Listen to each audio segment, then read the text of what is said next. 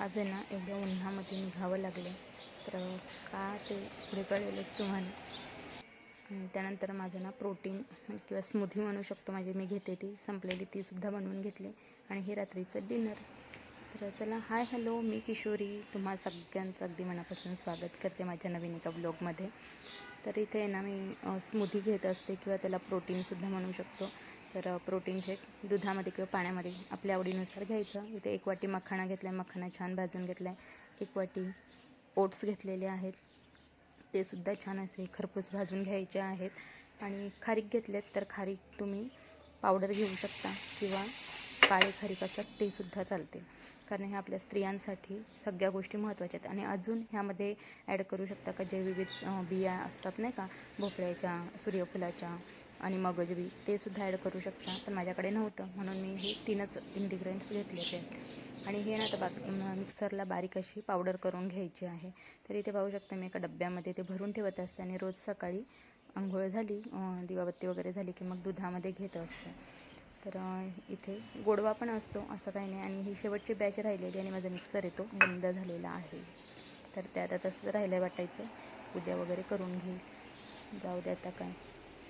मग अशा प्रकारे सगळी पावडर जेवढी झालेली 2 बॅच झाल्या होत्या तेवढी ठेवून दिली. जसं काही एखाद्या युद्धावर जायला सगळी तयारी करतात ना, तशी माझी तयारी चालू होती. तर इथे सगळं डोक्यापासून ओढणीच घेतली बांधून. म्हटलं आता ओढणी आणि स्कार्फ वेगवेगळे काही घ्यायला नको आहेत, म्हणून व्यवस्थित पॅक केलं स्वतःला. पर्स घेतली आणि मोबाईल, आपल्याला ते महत्त्वाचं झालेलं आहे. आणि निघाल्याने बघा एरिया किती स्वच्छ आहे, सुंदर आहे, तरी पण तिथे साप येतात. ते काल एक साप आलेला तेच मी बघत होते तिकडे. आणि मग अशी करत मी पुढे निघाले. आणि एवढा ऊन होताना प्रचंड, म्हणजे कंटाळा पण खूप आला होता, पण काय कामं महत्त्वाची असतात ना. तर मग पोहोचले आता दुकानामध्ये. पंडित नाक्यावरच आहे दुकान, डिटेल्समध्ये तर व्हिडिओ करेनच. तर मग दादाशी बाहेरच बोलणं झालं की हळद वगैरे कोणती आहे वगैरे. राजापुरी आणि सेलमची असते त्याच्याकडे, दोन्ही माल एकदम चांगला असतो त्यांच्याकडे. मिरची असेल आणि काय काय. तर मी हळद घेतली दळायला लावलेली. मग दुसऱ्या काय काय वस्तू बघत होते. त्याच्या दुकानात ना पापड पण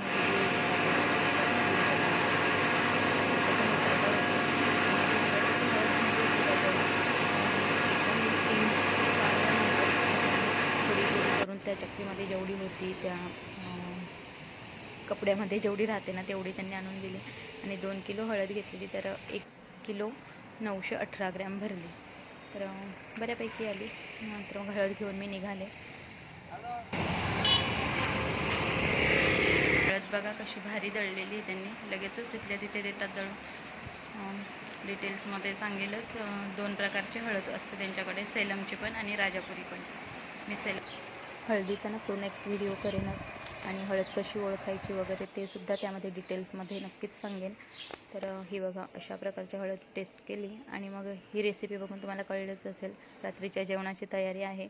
पण आता काय ऊन खूप पडतो आणि ॲसिडिटीचा वगैरे त्रास आहे ना खूप होतो, पचन होत नाही लवकर, काही गोष्टी जड वगैरे खाण्यात येतात त्यामुळे. तर मी इथे ना सोलकढी बनवत होते आणि सोलकढीची रेसिपीसुद्धा आपल्या चॅनलवरती डिटेल्समध्ये आहे बरं का, तर जाऊन तुम्ही बघू शकता. तर इथे मी सोलकढी बनवली आणि मस्त झालेली, टेस्टी एकदम. आणि ती कशी कोकमची बनवतात ना, त्यामुळे ते पाचक रसायन असल्यामुळे शरीरासाठी थंडावा पण देतं. आणि जर आपल्या शरीरामध्ये पोटामध्ये उष्णता वाढली असेल तर ते शमन करण्याचं कामही करतं. हे बघा कोकणचे आगळ होते माझ्याकडे, तेच घालून घेतलेलं आहे आणि मस्त अशी ढवळून घेतली. आणि कसं असतं ना, एखाद्या छान अशा भांड्यामध्ये काढले की अजून ॲट्रॅक्टिव्ह वाटतं ना. आणि छान असा पुदिनासुद्धा घातलेला, तर त्याने अजूनच छान टेस्ट आलेली.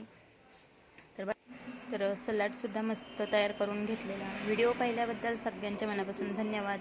व्हिडिओ आवडल्यास व्हिडिओला लाईक करा, नवीन असतील त्यांनी सबस्क्राईब करा चॅनलला. धन्यवाद.